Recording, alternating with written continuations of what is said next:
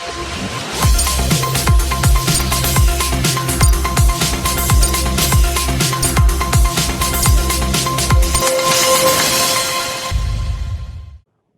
ma personne, Serigne Babacar Djimera, président du comité électoral. Nous sommes là avec le maire élu par la population de Keur Massar Nord. Chers compatriotes, chers Keur Massarois, chers Keur Massaroises, nous vous félicitons et vous remercions pour cette victoire éclatante que vous avez accordée à la coalition libératrice du peuple sénégalais Yewwi Askan Wi. Nous remercions ceux qui ont voté pour la coalition Yewwi Askan Wi. Nous encourageons et encourageons également ceux qui n'ont pas voté pour nous.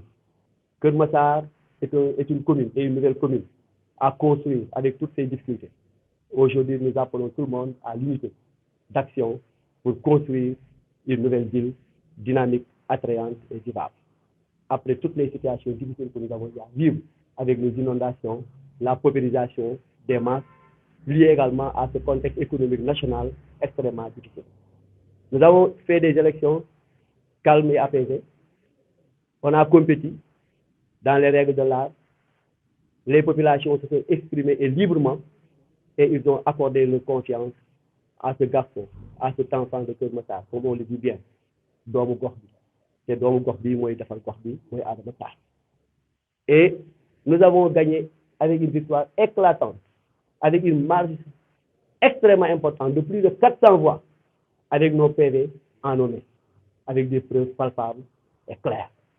Camarades sénégalais, sénégalaises, Keur Massaroises, la victoire de Keur Massar n'est pas à discuter. Yewwi Askan Wi a gagné, la messe est dite, passons à l'essentiel. Et il y a des gens qui jubilent pour semer la zizanie dans l'esprit des Sénégalais et des Keur Massarois. C'est peine perdue. Nous avons gagné ces élections et nous allons gérer Keur Massar d'une autre manière et de la plus belle manière pour que les Sénégalais, les Keur Massarois puissent véritablement enfin trouver une ville vivable avec le maire Adama Sarr. Donc, il y a des gens qui parlent d'une velléité de contestation de la volonté des Keur Massarois. Ça nous fait rire. Franchement, ça c'est rigolo à la limite. Ça nous fait rire. Et ça fera rire les Keur Massarois. La messe est dite encore une fois, les Keur Massarois ont gagné. Cette élection, c'est l'élection de la dignité. C'est l'élection de la dignité. Malgré les tentatives d'achat de conscience, les Keur Massarois ont vu leur intérêt à travers ce garçon, ce petit enfant de Keur Massar, qui est né ici, grandi ici, fait ses études ici, a réussi ici et a décidé de rendre à Keur Massar tout ce que Keur Massar lui a donné. Et c'est ça son discours. Ça a été un leitmotiv tout au long de ce discours, tout au long de cette campagne. C'est son leitmotiv. Moi, ce que Keur Massar m'a donné, je vais le lui rendre. Et cette générosité-là, personne ne peut s'opposer à cela. Dieu en a décidé ainsi. Je crois que vraiment, on ne peut même pas penser à une tentative de contestation. Parce qu'aujourd'hui au Sénégal, l'élection est claire. Les gens vont aux urnes, on compte, la presse est là, relaie l'information, n'est-ce pas? On a compté dans les urnes, les PV sont là, au niveau central également. Le décompte a été fait, la messe encore dite, Keur Massar a gagné. Nous félicitons tous les Keur Massarois, sans exception. Nous sommes un peuple uni, une population unie autour de l'essentiel parce que nous sommes des voisins. Nous sommes des voisins et nous sommes appelés à vivre ensemble. Et nous n'avons pas choisi cet espace-là. C'est Dieu qui nous a unis ici. Et quand Dieu nous unit, nous devons faire l'effort de vivre ensemble et de vivre bien. Et je crois que c'est ça le credo de Michel le maire Adama Sarr. C'est ça son credo.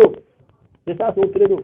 Donc véritablement, mais aussi, nous savons aussi, si toutefois il y a des tentatives, nous serons fermes aussi.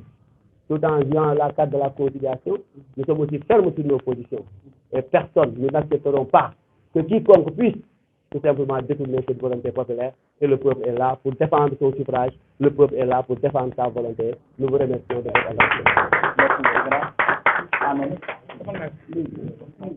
waaw jotaay tey bi nañ ko wootee tout d'abord pour féliciter population Keur Massar bi nga xamante ne jox nañ ñu confiance wóolu nañ ñu et bu weesoo loolu également ñuy wax ni rek Keur Massar benn bopp la kenn mënu ko xar ñaar mais ñu nekkoon ci ay jongante yi nga xamante ne ci ay jongante yu am solo la waaye li wóor ba wóor mooy ñun ñëpp ay doomu Keur Massar nañu donc li nga xamante ne ci tey jii ñoo ngi koy def mooy woo askanu Keur Massar mooy woo parti politique yi nga xamante ne yëpp ñoo ngi woon ci jongante bi ñu joxante loxo xam ne ay doomu Kër Massar nañu élection yi jàll na léegi Kër Massar moo def et lu ñu war a xool ñun ñëpp mooy intérêt Kër Massar donc on lance un appel à tous les candidats qui étaient là à venir nous donner la main pour qu'ensemble waaw comme ça ñoo ngi woo candidats yi nga xamante ne woon ñoom ñëpp ñoo ngi woon Kër Massar Nord ñu joxante loxo ñu booloo doon benn liggéey pour intérêt Kër Massar parce que ñun Kër Massar rek moo ñu ñor.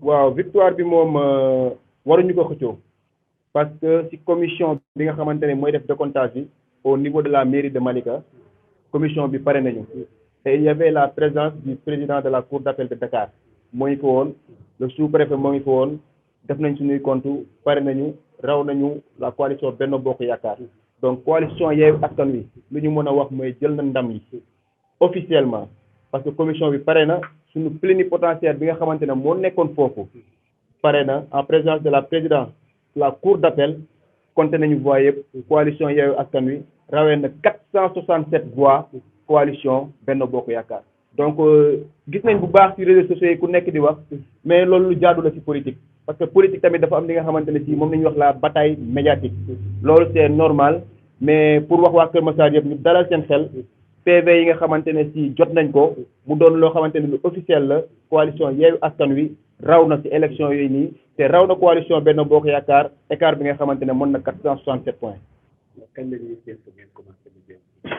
waaw liggéey bi moom mun naa ne tey jii nañ koy commencé parce que ñun lu ñuy wax rek mooy duñu feetu feet bi kañ lay doon bu ñu demee ba jeexal suñuy mandat ba 5 ans yi jeex ba nga xamante ne suñuy résultat wan nañ ko population Kër Massar ñun ci boobaa la ñuy namu ci boobaa la ñuy feetu.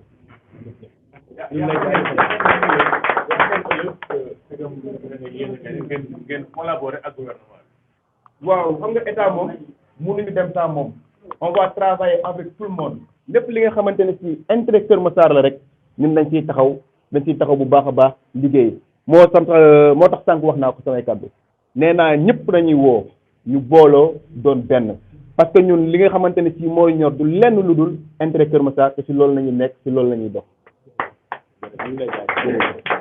Merci beaucoup.